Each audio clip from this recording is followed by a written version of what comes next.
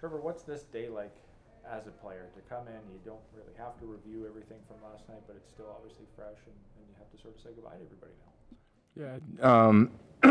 And one word answer would be it sucks. You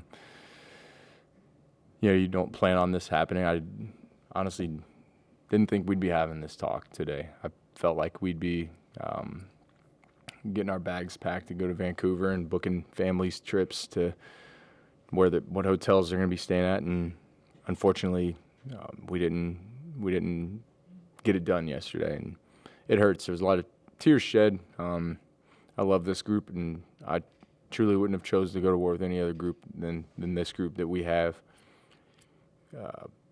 Mainly, I love this team. I love the staff. I love the fan base, and the start of something special happened this year, and I think we can. In the future, I think we can look back to this year and say we set a lot of building blocks and foundation for something truly amazing in this city, in this organization, this town, and Rider Nation can really put their mind at ease, knowing that we've got some great pieces in place, got the right leadership, the right core group of guys, and I firmly believe that in my heart. This isn't just talk or emotional stuff. I laid awake thinking a lot last night, just absolute pit in my stomach all night. Still hasn't gone away. I don't know if it's jealousy that other people get to play football, or if it's just that, could be it with this group. And yeah, it's tough. when you start to think about the future for yourself and what that looks like? Started thinking about it. I promised myself before the season I wouldn't think about anything past this year until after this season, after the catastrophic injury I had last year. I wanted to make sure that I came back and I was, a Tier 1 quarterback for this organization that is giving this organization a chance to compete for championships. And if I wasn't able to do that, I knew that for a fact it'd be time to be done. And so I think the process kind of starts now is, does this organization have a chance if I'm here? And if the answer is no, I don't want to be here because I care about this organization way too darn much. They deserve top tier of everything. And if I'm not that, I should walk away, and I will. But yeah, it's my thoughts right now are with the guys in the locker room, and just, you savor the relationships. Because I was just talking to Larry Dean upstairs, and the things you remember aren't like the big things. You remember the little things. The conversations in the locker room, the jokes, the nicknames, or even just like the chess matches that Larry Dean and I used to have in practices and games before that, playing against the great players. Those just little things that you have, that they watched a ton of film and you've watched a ton of film, and they do the opposite of what they show on film because they knew that that. And like those are the things that I'll miss, and I have the chills right now just thinking about those things. And just knowing that it could be it sucks. It's tough, but I just love this group of guys. I truly do. And we've developed a strong bond, a strong locker room this year, and that's a big-time credit to Jeremy O'Day, Kyle Carson, Corey Mace, the staff, and the guys that we have in the room. Long-winded answer. Sorry about that. That's great. Trev, Corey said yesterday that maybe this will serve as a bit of a motivator. Maybe there's something that can be extracted from it. Is there potentially that as a form of solace amid the disappointment? I think for some people, yeah. To say I need more motivation would be a lie. I can't stand that we lost to them at their place, and we had a chance to go get to the ultimate game. But they earned it. They deserved it, and we'll have to wait another year if it's possible for us to take that. And they earned it. But so yeah, daggone it, man. Maybe it is motivating. I just kind of talked myself into that. Given that Thank you. Spent a couple of years here now and had a chance to get to know a lot of people, the city, the province, what are your thoughts on Rider Nation? Is there anything you'd like to say to the fans, to the province? Yeah, that we appreciate the fan base here. There's no fan base like it. And like I said, I know that today stings, and I promise you it stings more for us. But great things are on the horizon. You can take a deep breath today and solace in knowing that the right people are in place here. The right building blocks have been established, and now it's time Now it's harvest season. We've planted the seeds. We've watered it. It's started to grow, and now I think it's time for this organization to really take off and really flourish into what it deserves to be, what this fan base deserves to be. And so I think, take solace in that and know that you're appreciated as Rider Nation, and we need them to come out, whether I'm here or not. They need to come out, support this club, be here in every facet, and support this team. Because the love is going to start showing reciprocated in that wins and loss column, and hopefully Grey Cup appearances and championships and titles, and it's coming. It really is. Trevor, how badly do you want the answer to be yes to the question you asked on can they win with me? Whatever God's will is God's will. But that's something that I think they have to answer, and I have to speak with my family about. Like, I'm not 28. I'm a decade later than that. I don't feel like I've physically deteriorated.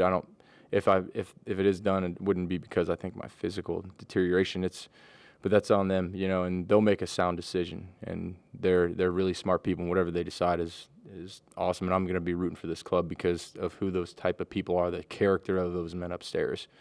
And now I know what I think, but that's neither here nor there. It's this organization is in a good place because of the people they have up top and the core group of guys in the locker room. Make no mistake about that.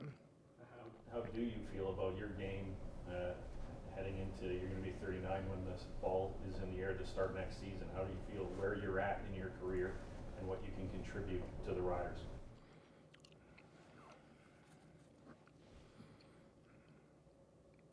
I don't know. I feel like I'm playing some of the best ball I ever have. And another year in this system would be awesome, but again, I don't know what's going to happen. I don't know. I got to talk to my wife and my kids. I got 3 kids, a 4th one on the way, and praise God for that. And there's a lot of levels to it. And it's not that I'm hesitant in any way. It's just that I promised myself I'd wait till after the year, and I'm licking my wounds for the last 12 hours and really just starting to process these thoughts. So there's no oh, how does he feel? What's his motivation? My motivation's as high as ever. My love for my teammates is as high as ever. I feel like my level of play, I still feel like my best football is right in front of me. I honestly do. I really believe that. But at the same time, I'm just thinking about my guys right now and how much I'm going to miss them, miss this group. We've had so much fun together. And like I said, this organization's in great hands, and the future's super bright for this organization no matter what. Trevor, someone who's been on championship teams, just how close was this team to getting to that level? 60 minutes. 60 minutes. And truly, this is awful and it's bulletin board material, but I think if we played them again, we'd win. That's how I feel about this group. Now, it does not matter. They whooped us yesterday. They whooped us soundly. They did a great job, but that's how I feel about this team, is if we played anybody tomorrow or today, I feel like we'd win. And I think we're super close, and it's just a matter of us continuing to build it, like Mesa said, continuing to build the process here and believing in that and bonding together and continuity. I think the biggest thing that people don't talk about in pro football is, you hear about all the big free agent acquisitions. So continuity is a big deal. And, they've got a good core group of guys in that locker room, and keeping them together regardless of me being here or not, I think it's a building blocks of a great team and organization. As a player putting in grind and hours for months on end, how hard is it to see your season end in just the blink of an eye? It's abrupt. It hurts, because last night, got my iPad out when I got home and was like, what film am I going to watch? And it's just I got it out just like autopilot.